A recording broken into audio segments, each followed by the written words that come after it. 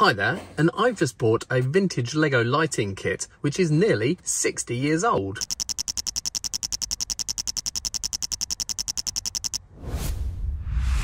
Now, if you've got into Lego at any time over the last 10 or 15 years, you'll be used to a system called either Power Functions or Powered Up. This is Power Functions, and here we've got a battery box, and inside there we've got some AAA batteries, and those together are producing 9 volts.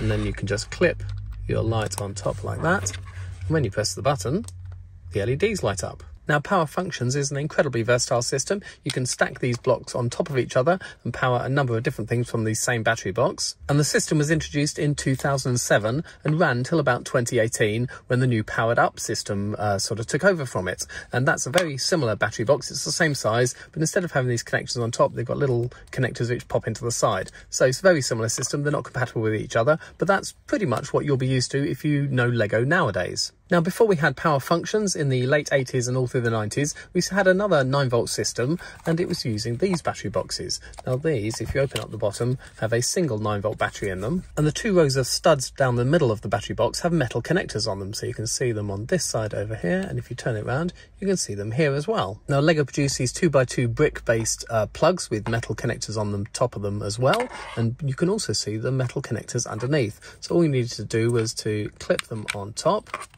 like that, and you have an extension lead. They also produced a number of plates with these metal connectors on as well.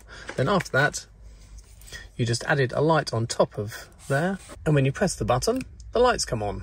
Now, LEDs weren't very commonplace in the 80s, so these aren't actually LEDs, they are teeny tiny filament bulbs, and you can just about see the filaments inside, and then there they are lighting up. But the really cool thing about this 9-volt system was that if you took the light off, turned it 180 degrees and plugged it back on, the lights flashed, which was very useful for Lego emergency vehicles. And I made good use of that flashing feature when I made my Lego UK style level crossing lights.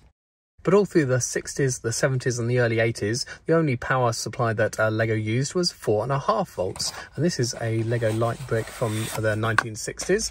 And you can see it looks like a standard 2x4 brick, but actually inside it's got a teeny tiny filament bulb, and you'd put 2 plugs into this brick using this cable here and plug it into a battery box. Now, I've had this set for a couple of years, and I made a video about it when I first got it, and I'll leave a link to that up in this corner here, but I've just got myself a new 1960s lighting kit. Now, I don't normally buy Lego that's this old. Normally my nostalgia only goes back to the 70s and 80s, but I saw this for sale at quite a reasonable price, and I just had to go for it. So we're going to open it up, plug it in, and hope 60 years after it was made that it all still works.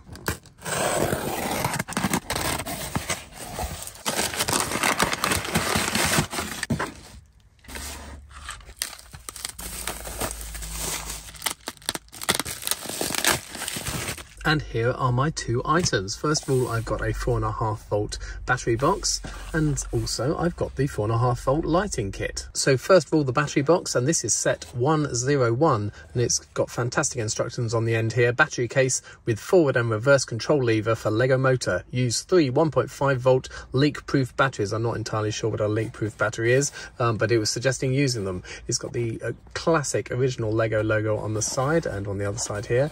You can see also it was primarily sold for use with Lego trains, but obviously you could plug lights into it as well. Now, this battery box came out in 1969. The actual style came out in 1966, but this version was from 69. And they used the same style of battery box right up until the 80s. They upgraded it several times, changing the style of connector on the edge and also how the box opened up. But pretty much it stayed the same from the 60s to the 80s.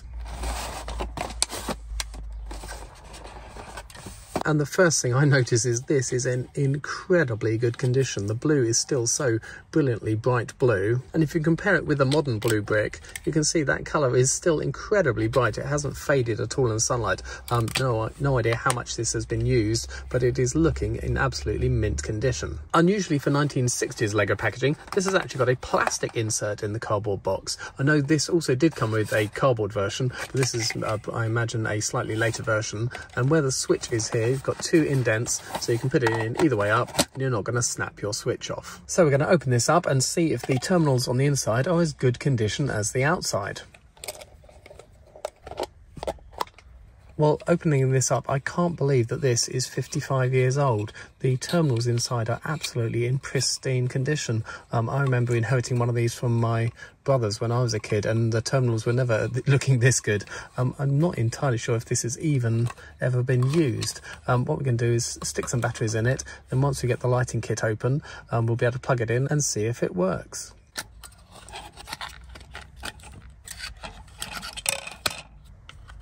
Now this is what I'd more expect of 1960s packaging. We've got cardboard box with a cardboard insert and a polystyrene insert on this side. I also like how they've mirrored the coloured stripes of the classic 60s Lego logo across the box here. Because back in the 60s they were the only standard brick colours that Lego made, just these 5. Now flipping it over and looking at the other side, this box is in even better condition than the battery case box was. On the back you can see it's got a few ideas. You can see our battery box there saying that's what we need to power these lights, and it's got a few ideas. We've got a train light here, a hotel sign being lit up. This is a signal for a train, and not entirely sure what that is, but it's another light up brick on top of this structure here. So we're going to open this up ever so carefully because I don't want to damage the box after it's being so well looked after for all these years. So this set was out in 1969, it's set 995, and if we open up the flaps, oh, we've got that polystyrene piece. We've got to try and slide that out somehow. It may be worth opening the other end and pushing it out. I don't want to damage the polystyrene inside. Oh, that's much easier, yes. So you can see that plastic's come out with it as well.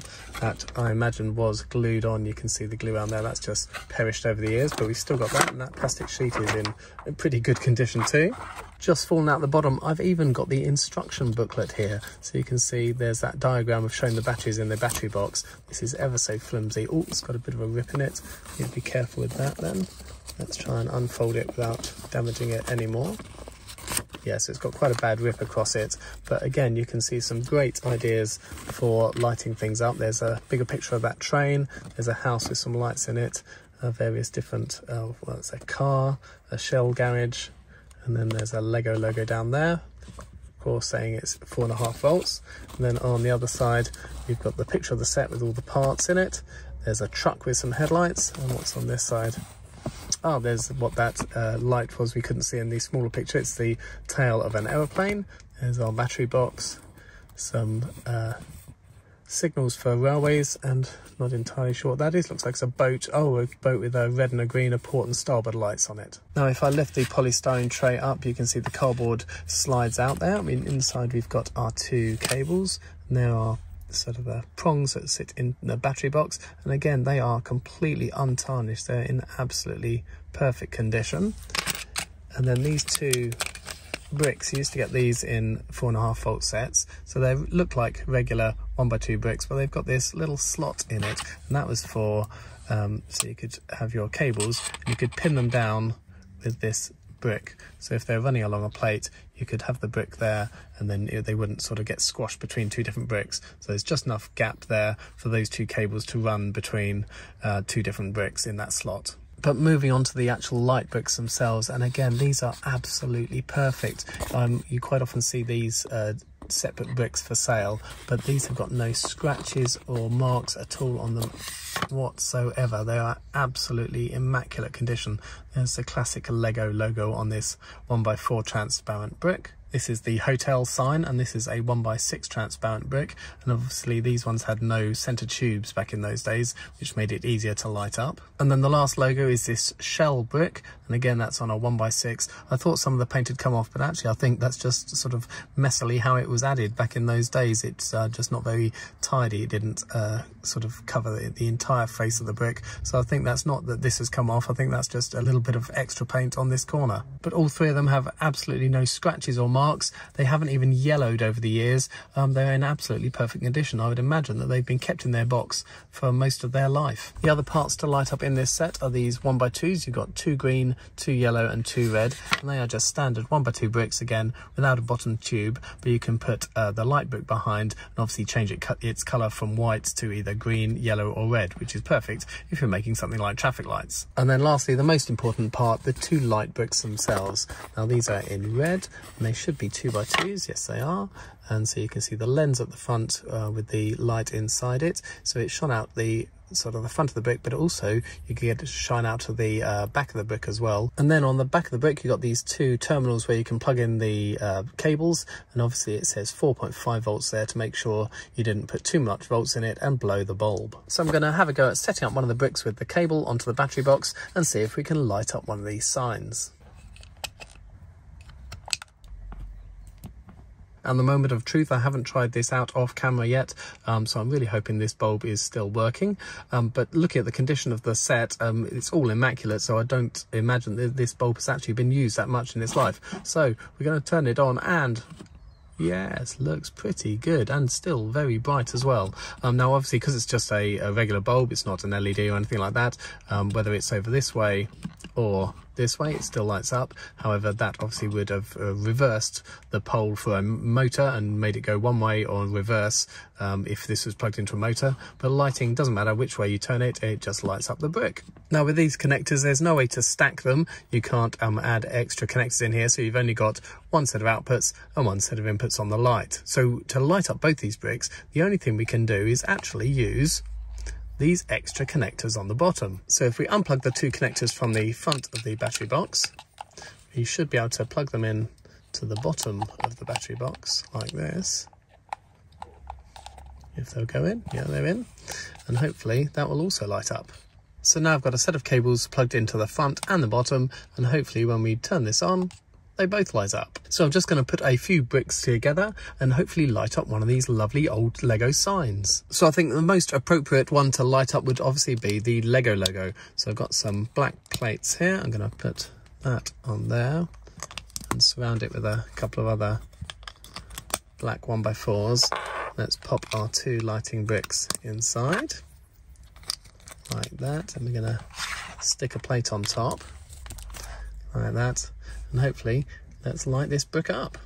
So it's not very dramatic in daylight like this, but we'll turn some lights out and see what it looks like in the dark. So I've turned all the lights out, and in pitch black it's a lot brighter. That looks really, really quite cool. And here's the hotel sign, and here's the Shell sign.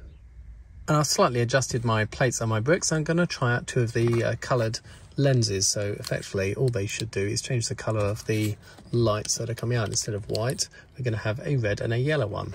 So we're going to put those in there, stick a plate on top, and we'll turn out the lights again. And turning them on, well, in real life they do look very red and yellow. The camera's not picking that up too well. You can just about tell that they're two different colours. But we'll swap that yellow one out for green, and hopefully we get a little bit more of contrast.